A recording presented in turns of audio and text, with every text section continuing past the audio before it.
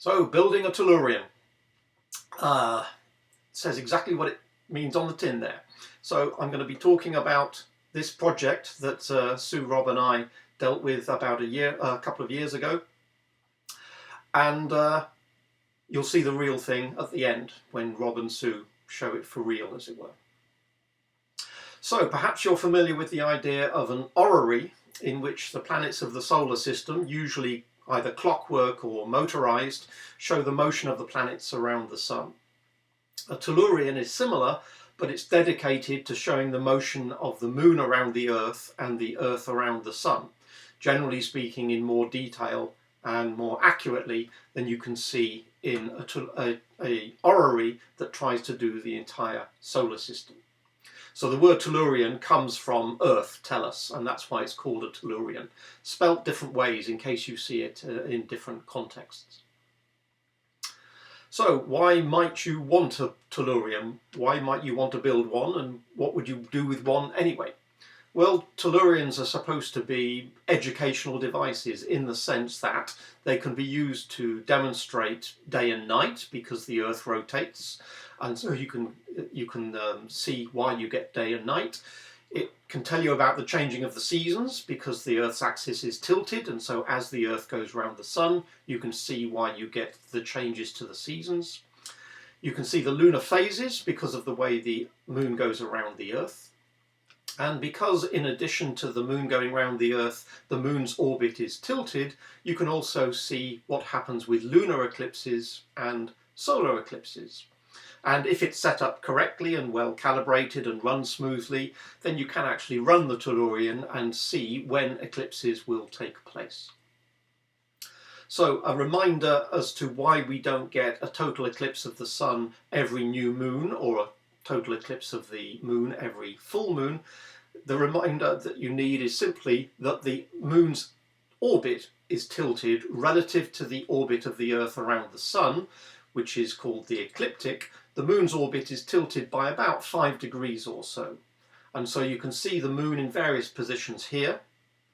And on the right hand side you can see that because of the tilt of the moon's orbit, here the new moon would actually be high if we're thinking of up and down as being relative to the plane of the Earth's orbit, the ecliptic. Then here the new moon would be relatively high and so wouldn't cast a shadow on the Earth, and similarly the full moon is rather low and so would avoid the Earth's shadow. And the same is true on the opposite side here. But if we think about what happens when the moon actually is in the ecliptic plane itself, this occurs at what is called a node. So a node is simply a point which is in the moon's orbit and in the plane of the Earth's orbit. So if we have a new moon where the moon is at a node, then we get this lineup of the sun and the moon and the Earth, and then we'll get an eclipse. And if that occurs when there's a full moon, then again we get the sun and then the Earth and then the moon, and so the moon will be in the Earth's shadow and we get a lunar eclipse. So knowing where these so-called nodes are, the nodes telling us when the moon is in the plane of the Earth's orbit, if we know when that happens, then we can predict eclipses. So we need to know how the moon moves around the Earth, how long that takes, and we need to know how long it takes the moon to go from one node back to that same node again. And that's what the Tellurion can give us because of the way it's set up. So there are 3 different months that are actually built into the Tellurion itself. The so-called synodic or synodic month is new moon to new moon, how long it takes the moon to rotate around the Earth from the position as indicated there in the new moon position. How long does it take for the moon to come back to that same position again, relative to the sun and the Earth? And so that ring there, labelled S, takes care of the synodic month, or synodic month, the length of time it takes the moon to go around the Earth once. In addition, we need to worry about this business I've just shown you, the fact that the moon's orbit is tilted, and the length of time it takes to go from one node back to that same node is not quite the same length of time, and we need to take this tilt into account. And that's what this ring here does. It moves at a different speed to the gear that we see on the top there, and perhaps you can see that it's actually slightly tilted. It's tilted by about 5 degrees relative to the rest of the Tellurion. And so because the moon is actually sitting on this peg, and the bottom of the peg has a wheel which rides up and down this tilted ring here, that means the Earth will bob up and down above and below the plane of the ecliptic, and hence will tell us when we're going to get an eclipse. In addition, if we want to know what sort of eclipse we get, if the moon is relatively close in its elliptical orbit, then the moon is quite large and will cover the sun easily and we'll get a total eclipse. But if the moon's at the more distant part of its elliptical orbit, then the moon won't be large enough to cover the sun, and so we'll get an annular eclipse. Rather than having any of these gears that were elliptically shaped, which makes it very difficult to then get gears to mesh, it was decided for this Tellurion to design it in a slightly different way, such that the length of time it goes from the closest approach to the next closest approach, from perigee to perigee, that would be indicated by a separate gear down here on the left-hand side, rather than attempt to make the moon actually move in an ellipse. The moon moves in a circle around the Earth, but there's an indication down here of where the moon is in terms of its distance from the Earth, and hence this indicates here, this so-called anomalistic indicator will tell you if an eclipse occurs, will it be an annular eclipse, or will it be a short total eclipse, or will it be a long total eclipse. So all of those are built into the mechanism, and each of these months, the new moon to new moon time, and the node to node time, and the perigee to perigee time, they're all slightly different. You can see the synodic month is about 29.5 days, whereas the node to node is rather different. That's only 27.2 days, and again slightly different from the how long it takes to go from the closest point to the Earth back to the closest point to the Earth in the moon's elliptical orbit. That's 27.5 days, slightly different again. And all of these are taken into account by the fact that all of these various gears have a certain number of teeth in them, and the number of teeth in each of these gears has been calculated very carefully to give these different rotation periods, these 3 different months, relative to the rotation period of the Earth, i.e. 29.5 days, 27.2, 27.5. So how do you build a Tellurion? Well, one option is to collect the 52 parts which were originally available from a distributor called Eaglemoss, and they were available in 52 weekly parts, and you could collect it 1 part per week for 52 weeks. It's a relatively expensive way of doing it because the magazine was something of order somewhere between £5 and £10 per issue, and therefore of course it cost you many hundreds of pounds to collect all of the parts. And with each of the weekly parts you get a magazine giving you some information about the Earth or the Moon or the Sun or the solar system, and you get a limited number of pieces of the Tellurion. Roughly speaking, 2% of the whole thing. Not necessarily one piece, it could be a little collection of pieces. So with number 1 you would get the Earth, with number 2 you would get a few sprockets and springs and rods, with the next one you would get another couple of bearings and another gear, etc. And as the weeks go by you build up a collection of all the bits. If you wish, you can build it as you go along, or you can collect all 52 parts, and then when you've got them all, then you can sit down and build the Tellurion. Of course, you need to go through the entire 52 if you want to build the whole thing, and by the time you get to number 52, the last thing you get is a tiny little grub screw. And it's worth making sure that you do actually collect all of the 52 parts and all of them are complete. Each of the parts is usually sealed in a bit of plastic to make sure you don't lose them before you decide that you want to start building the Tellurion. Each of the magazines, as well as containing information about the Earth or the Moon or the Sun, each of the magazines every once in a while will tell you how you put the pieces together. It's not assumed that you can simply look at the pieces and figure out how it all goes together. So you're given sets of instructions which, I must admit, are relatively clear and concise. So each time you get a new piece, effectively you get a which part am I dealing with, what number is it, how is it referred to in the instructions, and which magazine does it come with. So for instance, there's a code number 15 which corresponds to a 91 tooth gear. It's got a unique number and there's one of them, and it comes with issue number 6, for instance, so that you know what pieces that you should have up to a particular point and when you are going to get the next pieces for the next stage of the construction. So you're told what all the pieces are and you're told how they fit together. So it says, piece by piece, literally take these screws and fix this gear into this collar, make sure they're the right way up. It gives you little hints to make sure that you don't put it together incorrectly. So all the instructions are there, and it gives you usually an exploded view of what it is that you're constructing so that you can see how they all fit together. This beveled gear, and then this spacer, and then this washer, and then this gear, etc. It gives you the exploded view so you can see it all, and it gives you the view of what it's supposed to look like once you've built that particular part, that particular assembly.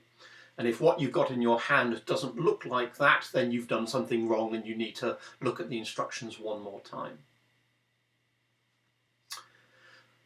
Alternatively to actually subscribing to all 52 parts and actually getting them delivered to you 1 week at a time, or perhaps 1 month at a time, one option is to go and find second-hand these various pieces. So for instance, Sue found on Facebook Marketplace, she found a seller who had collected all 52 pieces along with the magazines, and there they are, taking up room on her kitchen table. And basically this person was selling all of these. Presumably they had collected all the 52 pieces and then decided not to build it, and so decided to sell it on Facebook. Sometimes you find, for instance, on eBay, you don't necessarily find all of the pieces, not all of the 52 pieces that you need. Sometimes you find a seller might be selling 1 or 2 or half a dozen or a dozen, or in this case, 46 issues. Slightly frustratingly, not all 52. So one option is to buy a large package like this. This particular case, 46 issues for £99, so roughly a couple of pounds per issue. That still leaves you a few short, and sometimes you can just find particular individuals selling the pieces you need. Beware, sometimes you find people selling bits like this on the right hand side, and that was a little bit suspicious because I didn't think that that was a full set.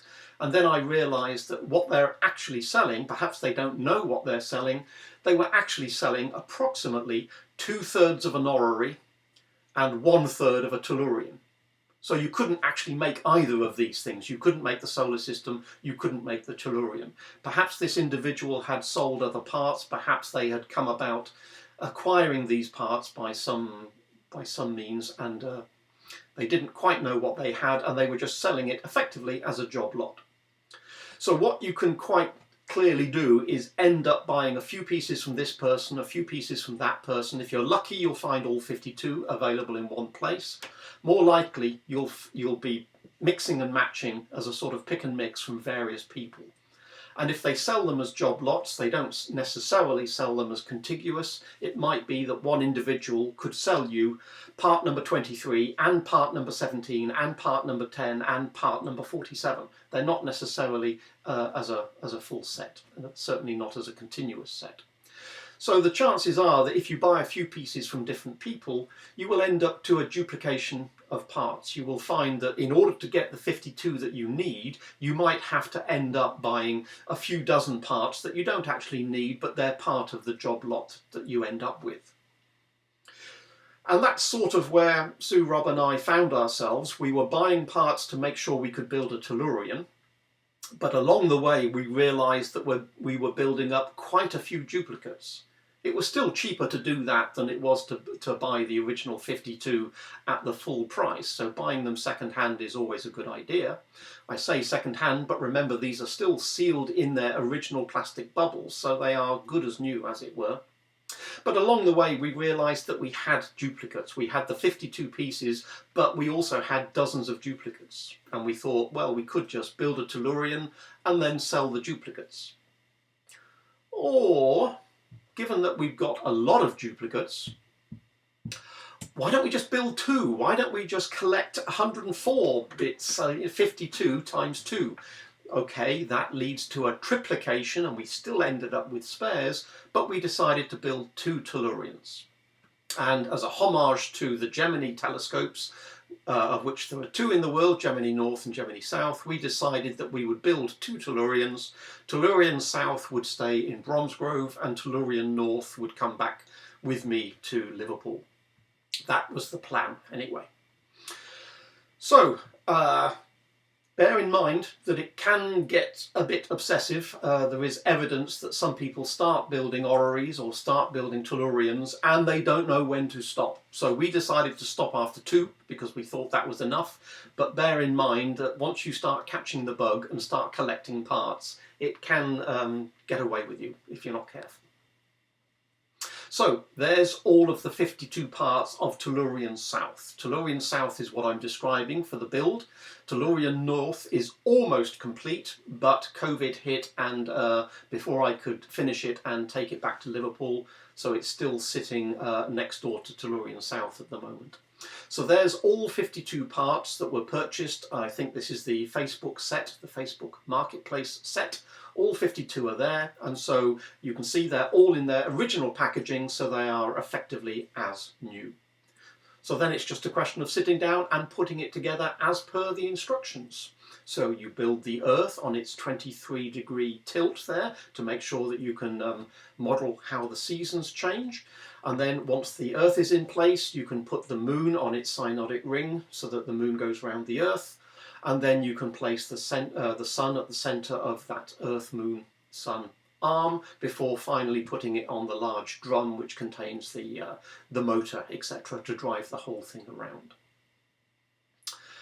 This is what it looked like close to the end of its construction. You don't need that many tools. We've got quite a few on show here. So you need a screwdriver and you need a couple of Allen keys at the bare minimum.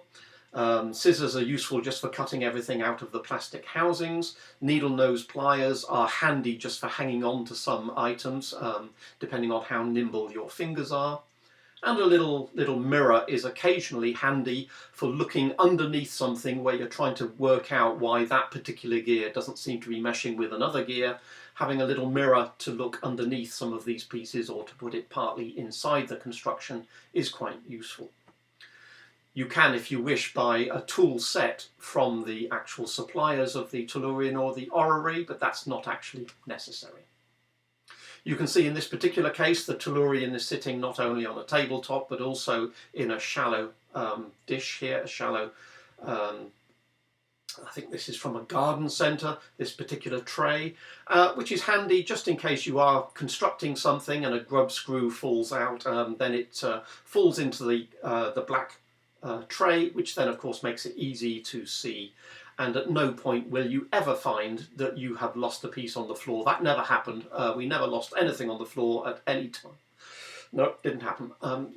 And it took a little while to build this Tellurion. Over a weekend it took about 10 hours and about as many cups of tea, I would imagine. About 10 hours to put it all together, and then a few hours to realise that we hadn't quite put it together correctly. Sometimes we hadn't done up a grub screw quite tightly enough, or in some cases we hadn't pushed a gear up against its washer firmly enough to make sure that everything engaged perfectly, and then when the motor was switched on, everything would then turn. Friction isn't, generally speaking, too much of a problem. All of the crucial gears are actually held inside ball races to make sure things move relatively smoothly, but there is quite a weight to this because it's made of brass, and so at the end of the day there is quite a weight there, and so you do have to make sure everything is done up nice and snugly and everything is in the correct position to make sure it then drives smoothly. So it's very nice to find that when we followed the instructions and put everything together, it looked like what it was supposed to look like at the end of the day when the build was complete after of order 10 hours. So again, we can see the moon is sitting on this ring, which is going to take the moon around in 1 month.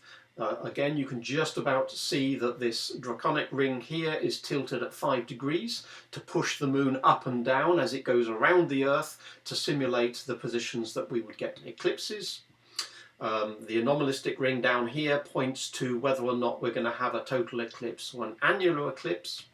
And the time of year, which is of course how the Earth's axis is tilted relative to the Sun, the time of year is indicated by this pointer down here on the left, which is indicated by these days of the month and months and zodiac signs as well around the outside. The zodiac signs, of course, are just there for decoration. But if you wanted to know whether an eclipse takes place on a given day, you can wait until the eclipse has occurred and then temporarily switch the Tellurion off and read off the date on this pointer down here. So let's see the thing in action. The sun does illuminate. You get an illuminated sun as well as a normal sun, so if you wish you can switch on the lights inside the illuminated sun if you want to see shadows cast by the moon onto the Earth and vice versa. So let's actually see it as a little video here. There is a speed control, so you can get this to run fast or slow. You can see that here we've got one rotation of the Earth is about 2 seconds or so. So 1 day is 2 seconds of time in this particular case. And you can see the moon going around the Earth. It's more difficult to see the moon going up and down on its draconic ring. And you can see chains there on transmitting some of the drives to make sure everything moves at the right rate. The Earth rotates once a day, the moon goes round the Earth once every synodic month, and then the tilted draconic ring will move at a slightly different speed again. Just a little more close-up showing how the chains are taking the drive to the ring that makes the moon go around the Earth.